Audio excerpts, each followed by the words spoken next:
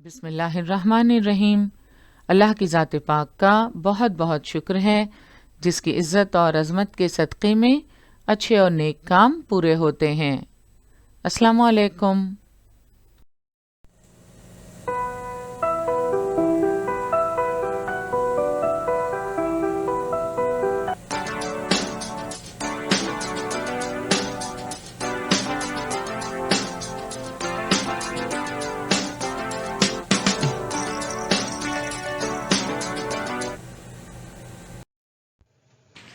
बृहन्मुंबई महानगर पालिका शिक्षण विभाग के तहत जारी वर्चुअल ट्रेनिंग सेंटर की जानिब से पेश होने वाले ई लर्निंग सेशन में आपका इस्तकबाल है। मैं हूं आपके मौलमा मैमुना शेख। तो आइए आपके तालीमी सिलसिले को आगे बढ़ाते हैं और शुरू करते हैं आज का हमारा सेशन। 5वीं जमात के इस सेशन में माहौल का मुताला हिस्सा दुआम में हमारा आज का मौजू है तारीख का ज़माना। दुनिया के 4 खित्तों में उमूमन एक ही ज़माने में यानी तकरीबन 3000 साल क़ब्ल मसीह में शहरी तहज़ीब वजूद में आई। ये हैं वो दुनिया के 4 खित्ते जहाँ उमूमन एक ही ज़माने में यानी तकरीबन 3000 साल क़ब्ल मसीह में शहरी तहज़ीब वजूद में आई। दुनिया के वो 4 खित्ते हैं मेसोपोटामिया, मिस्र, ज़ैली बर-ए-आज़म भारत और चीन। ये 4 खित्ते थे जहां एक ही ज़माने में यानी तकरीबन 3000 साल क़ब्ल मसीह में शहरी तहज़ीब वजूद में आई। ज़ैली बर-ए-आज़म भारत से क्या मुराद है? तो आज़ादी से पहले आप देख रहे हैं यहाँ पर हमारे भारत का नक्शा कुछ इस तरह हुआ करता था, क्योंकि इसमें पाकिस्तान और बांग्लादेश भी शामिल थे। मगर आज़ादी की खुशियों के साथ साथ मुल्क की तक़सीम हुई और भारत, पाकिस्तान और उसके बाद बांग्लादेश ये अलग अलग ममालिक बन गए। तो आज़ादी से पहले का जो भारत है उसे ज़ैली बर-ए-आज़म भारत कहते हैं। दुनिया के 4 खित्तों में एक ही ज़माने में यानी तकरीबन 3000 साल क़ब्ल मसीह में शहरी तहज़ीब वजूद में आई। मेसोपोटामिया, मिस्र, चीन और ज़ैली बर-ए-आज़म भारत, ये 4 खित्ते थे। दरियाओं के किनारे ये तहज़ीबें फूली फली। इन 4 खित्तों की कदीम शहरी तहज़ीब को दरियाओं की वादियों की शहरी तहज़ीब कहते हैं। आइए इन मुख्तलिफ तहज़ीबों के मुतालिक मालूमात हासिल करते हैं। सबसे पहले जिस खित्ते का हम जिक्र करेंगे वो है मेसोपोटामिया।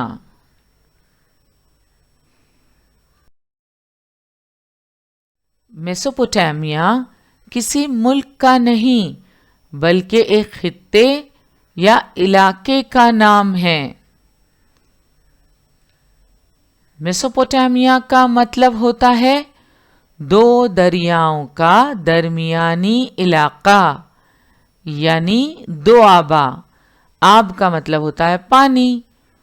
तो ऐसा इलाका जो 2 दरियाओं का दरमियानी इलाका हो उसे मेसोपोटामिया कहते हैं। मेसोपोटामिया یعنی دوآبا۔ قدیم میسوپوٹیمیا یعنی دجلہ اور فرات دریاؤں کا بیچ کا علاقہ ہے۔ ذرا قریب سے دیکھتے ہیں۔ دجلہ اور فرات، جنہیں انگریزی میں کہتے ہیں ٹگرس اور یوفریٹس۔ دجلہ یعنی ٹگرس ریور اور فرات یعنی یوفریٹس ریور۔ تو دجلہ اور فرات ان دو دریاؤں کا بیچ کا علاقہ یعنی قدیم میسوپوٹیمیا۔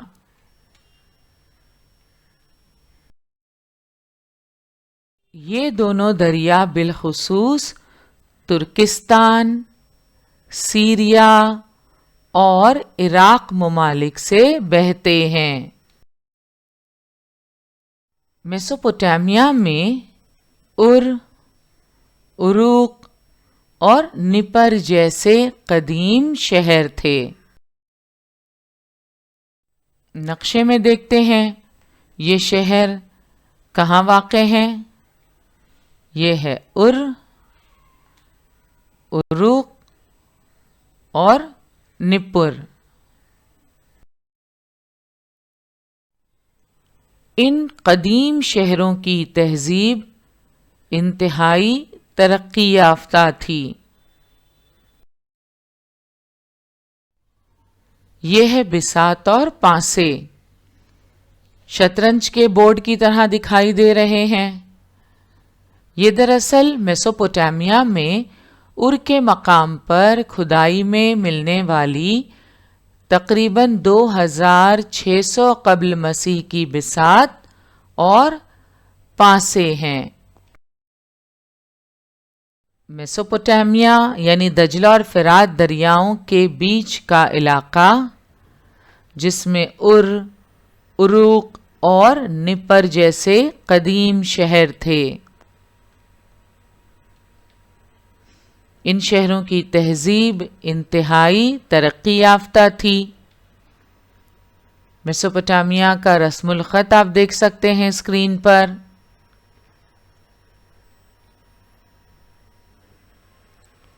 یہ ہے دریاؤں کی وادیوں کی شہری تہذیب، میسوپوٹیمین سویلائزیشن۔ آج میسوپوٹیمیا کہاں ہے، کون سا علاقہ ہے؟ تو دنیا کے نقشے میں آج میسوپوٹیمیا نام کی کوئی کنٹری یا علاقہ ہمیں دکھائی نہیں دے گا۔ آج اس علاقے میں سدرن ٹرکی یعنی جنوبی ترکی، مشرقی سیریا اور عراق کا کافی علاقہ شامل ہے۔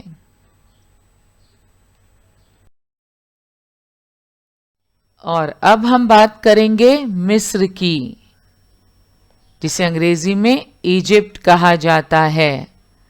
Egypt an ancient civilization۔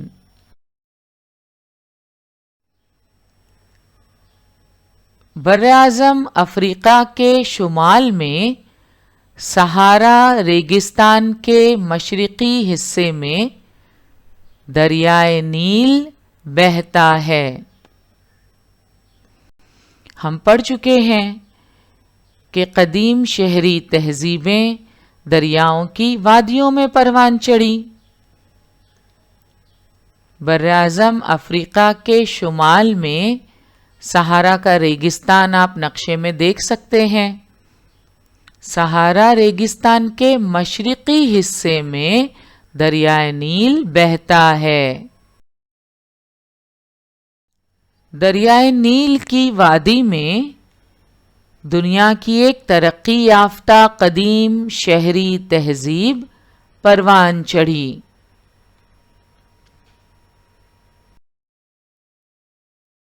مصر کی قدیم شہری تہذیب دریائے نیل کی وادی میں پروان چڑھی۔ دریائے نیل، جسے انگریزی میں نائل ریور کہا جاتا ہے، براعظم افریقہ کے شمال میں صحارا ریگستان کے مشرقی حصے میں دریائے نیل بہتا ہے۔ اس دریا کی وادی میں دنیا کی ایک ترقی یافتہ قدیم شہری تہذیب پروان چڑھی۔ وہ تہذیب مصر کی پرانی تہذیب تھی۔ ان تصاویر کی مدد سے ہمیں مصر کی پرانی تہذیب کو سمجھنے میں مدد ملتی ہے۔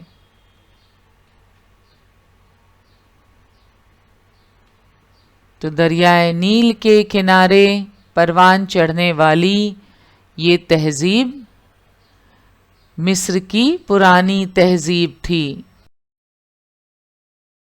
دریائے نیل میں ہر سال موسم برسات میں طغیانی آتی ہے، یعنی سیلاب آتے ہیں۔ دریائے نیل کے کناروں پر جو مٹی جمع ہوتی ہے، اس کی وجہ سے وہاں کی زمین بہت زرخیز ہو گئی ہے۔ آپ نے سنا ہوگا برسات میں کئی دریاؤں میں سیلاب آتے ہیں اور اپنے ساتھ مٹی بہا کر لے آتے ہیں۔ سیلاب کا پانی جب کم ہو جاتا ہے تو مٹی کے ان ذرات کی بدولت وہاں کی زمین زرخیز ہو جاتی ہے۔ دریائے نیل میں بھی ہر سال موسم برسات میں طغیانی آتی ہے۔ دریائے نیل کے کناروں پر جو مٹی جمع ہوتی ہے، اس کی وجہ سے وہاں کی زمین بہت زرخیز ہو گئی ہے، اور زرخیز زمین کھیتی باڑی کے لیے نہایت ہی موزوں ہے۔ مصر کی پرانی تہذیب کے لوگ جگہ جگہ بند باندھ کر دریائے نیل کے سیلاب کا پانی ذخیرہ کرتے تھے۔ اس پانی میں موجود مٹی نیچے بیٹھ جانے کے بعد اس پانی سے سینچائی کا کام لیا جاتا تھا۔ تو دیکھا آپ نے مصر کی پرانی تہذیب کے لوگوں نے آبپاشی کا کیا انتظام کیا تھا۔ دریائے نیل میں ہر سال موسم برسات میں سیلاب آتے ہیں۔ مصر کی پرانی تہذیب کے لوگ کیا کیا کرتے تھے؟ جگہ جگہ بند باندھ کر دریائے نیل کے سیلاب کا پانی ذخیرہ کرتے تھے۔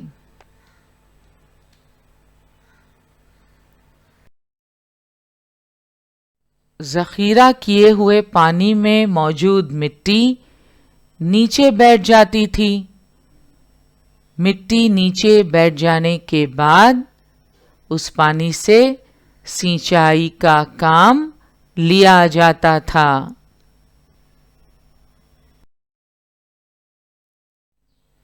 قدیم مصر میں لوگوں نے جو امور انجام دیے، ان میں خاص کام گھر کی تعمیر کا سائنس تھا۔ وہاں کے احرام اور عبادت خانوں کی عظمت اس بات کی گواہ ہے۔ عمارتیں تعمیر کرنے کے لیے انہوں نے بطور خاص مٹی کی کچی اینٹیں اور پتھر استعمال کیے۔ ریاضی، طب، آبپاشی کا طریقہ جیسے میدانوں میں انہوں نے خوب ترقی کی تھی۔ وہاں بہترین قسم کے آبی جہاز تعمیر کیے جاتے تھے۔ نیلے رنگ کی پالش دی ہوئی مٹی کی اشیاء کی پیداوار، پپائرس نامی درخت سے کاغذ سازی کا فن جیسے میدانوں میں بھی انہوں نے خاص طور پر ترقی کی تھی۔ آج کے سیشن کی شروعات کرتے ہیں چین کی قدیم شہری تہذیب سے۔ चीन के दरिया हुयांग-हू की वादी में चीन की शहरी तहजीब फूली फली। हम पढ़ चुके हैं दरियाओं की वादियों में पत्थर के जदीद ज़माने की तहजीब परवान चढ़ी। चीन के दरिया हुयांग-हू की वादी में चीन की शहरी तहजीब फूली फली। ये आप देख रहे हैं दरिया हुयांग-हू,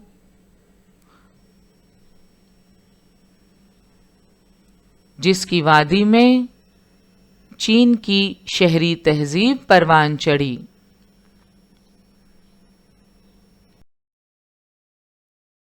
ये है चीन का दरिया हुयांग-हू। दरिया हुयांग-हू को येलो रिवर भी कहते हैं। The Yellow River is the second largest river in China and one of the longest river system in the world. इसे येलो रिवर क्यों कहते हैं? आप देख रहे हैं पानी हमें येलोइश ब्राउन नजर आ रहा है। It is called the Yellow River because its waters carry silt, which give the river its yellow brown color. इसके पानी में सिल्ट होता है यानी रेत होती है जो इसे येलो ब्राउन कलर देते हैं और इसीलिए इसे येलो रिवर भी कहते हैं। मौजूदा दौर में इस रिवर पर एक ब्रिज बना दिया गया है।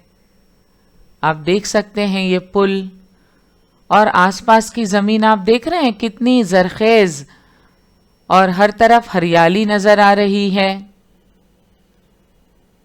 तो ये ज़रख़ेज़ी दरियाए हुयांग-हू की वजह से है।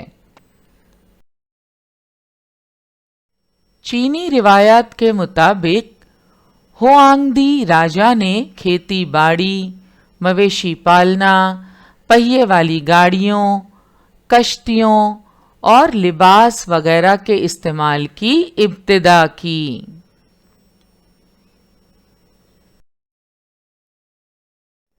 तो चीनी रिवायात के मुताबिक चीन के राजा हुआंगदी ने खेती बाड़ी,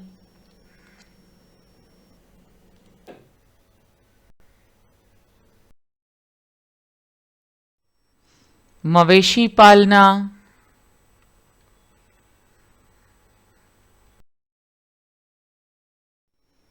पहिए वाली गाड़ियों, कश्तियों और लिबास वगैरह के इस्तेमाल की इब्तिदा की।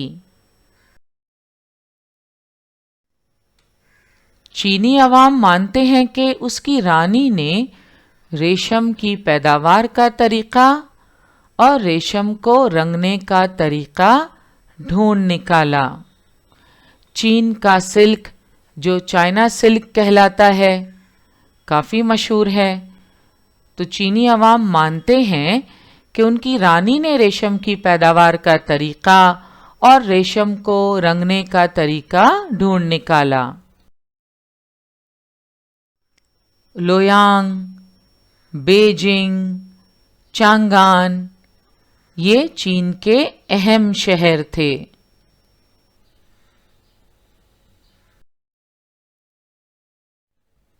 नक्शे में आप इन शहरों को देख सकते हैं। ये है लोयांग, ये बेजिंग और यहाँ चांगान। मौजूदा दौर में बेजिंग चाइना की राजधानी है। Beijing is the capital of China.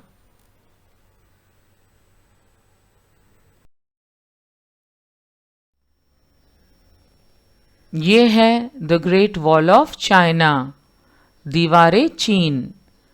The great wall of China is an ancient wall in China.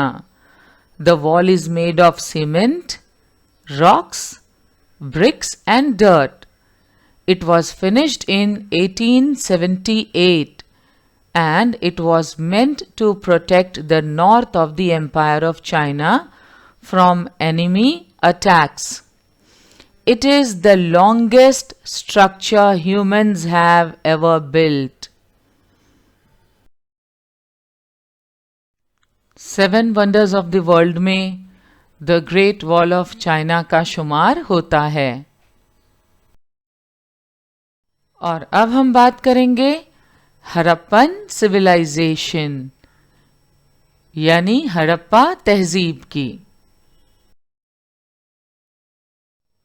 ज़ैली बर्रे आज़म भारत यानी बरे सगीर भारत में सबसे कदीम तहजीब हड़प्पा तहजीब के नाम से जानी जाती है। ज़ैली बर्रे आज़म भारत या बरे सगीर भारत किसे कहते हैं?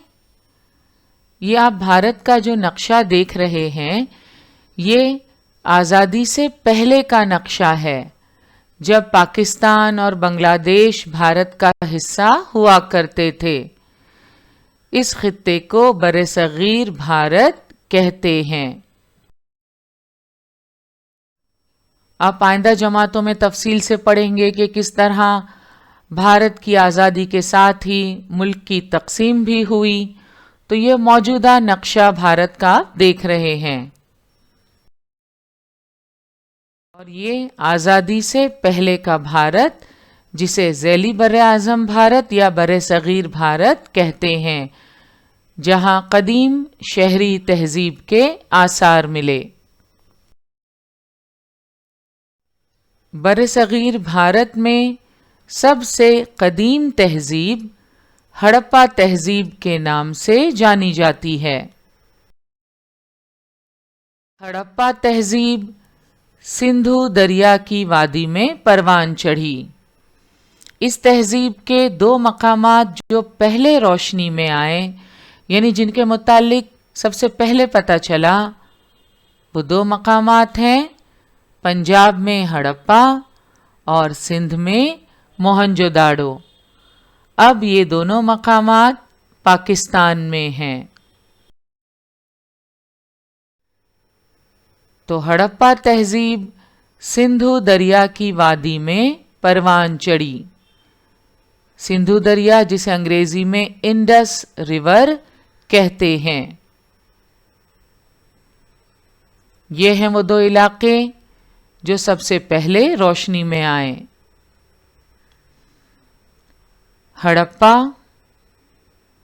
जो पंजाब में है और सिंध में मोहनजोदाड़ो। पंजाब में हड़प्पा और सिंध में मोहनजोदाड़ो।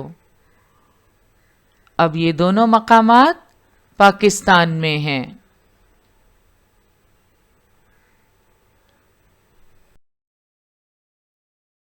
गुजरात में लोथल और धुलवीरा और राजस्थान में कालीबंगन हड़प्पा तहजीब के कुछ मशहूर मकामात हैं जो भारत में हैं।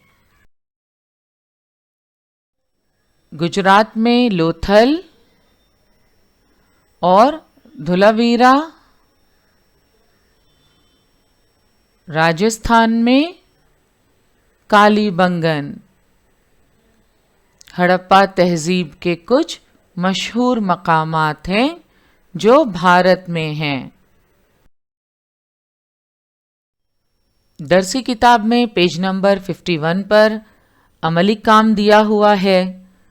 इसमें आपके लिए इंस्ट्रक्शन है, भारत के नक्शे के खाके में हड़प्पा तहजीब के मकामात दिखाइए।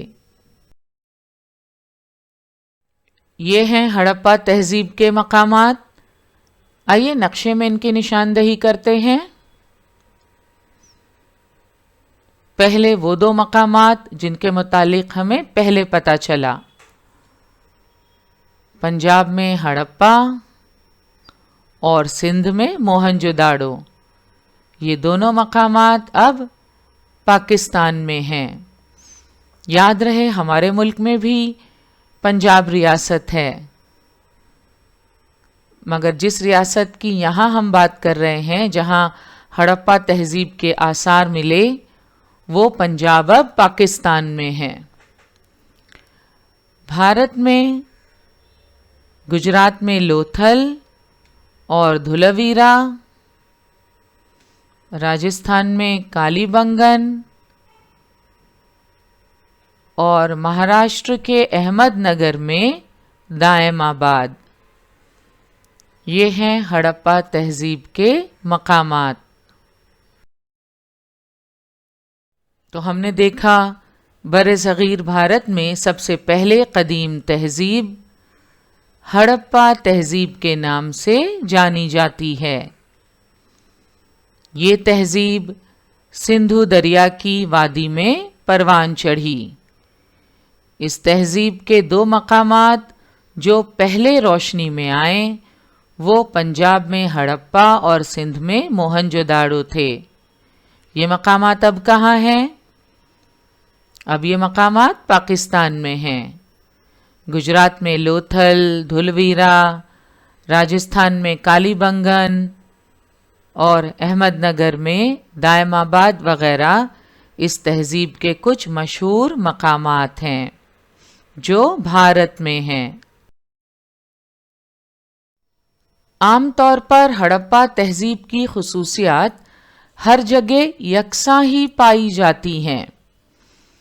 ہڑپا کا علاقہ ہو یا موہنجو داڑو کا، کالی بنگن ہو، لوتھل، دھولویرا یا دائم آباد، ان تمام جگہوں کی تہذیب کی خصوصیات میں یکسانیت پائی جاتی ہے۔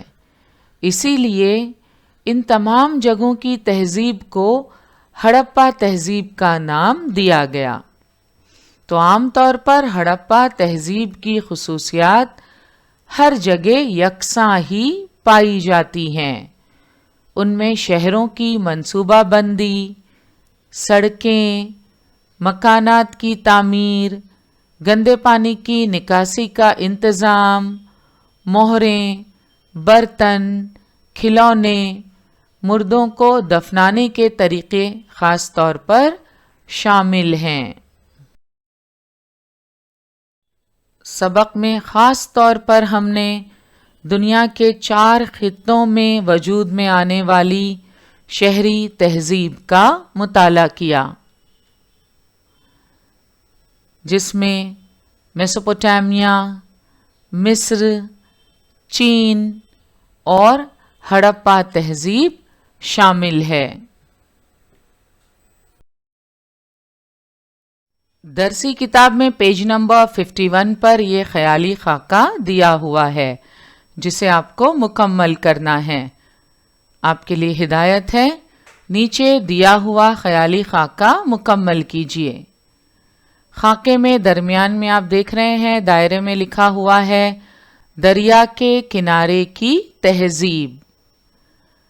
تو یہاں دریاؤں کے نام لکھے ہوئے ہیں اور دوسری طرف خطوں کے نام لکھے ہوئے ہیں۔ مثلا مصر خطے کا نام ہے، میسوپوٹیمیا بھی جگہ کا نام ہے۔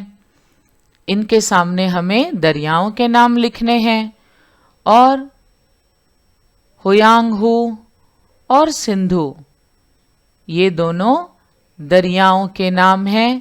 ان کے آگے ہمیں خطے کا نام لکھنا ہے جہاں قدیم شہری تہذیب پروان چڑھی۔ تو مصر کے سامنے ہم لکھیں گے دریائے نیل، ہویانگ ہو کے سامنے چین کا دریا ہے ہویانگ ہو، سندھو کے سامنے ہم لکھیں گے بر صغیر بھارت، اور میسوپوٹیمیا کے سامنے دجلہ اور فرات۔ تو اس طرح یہ خاکہ ہم نے مکمل کیا۔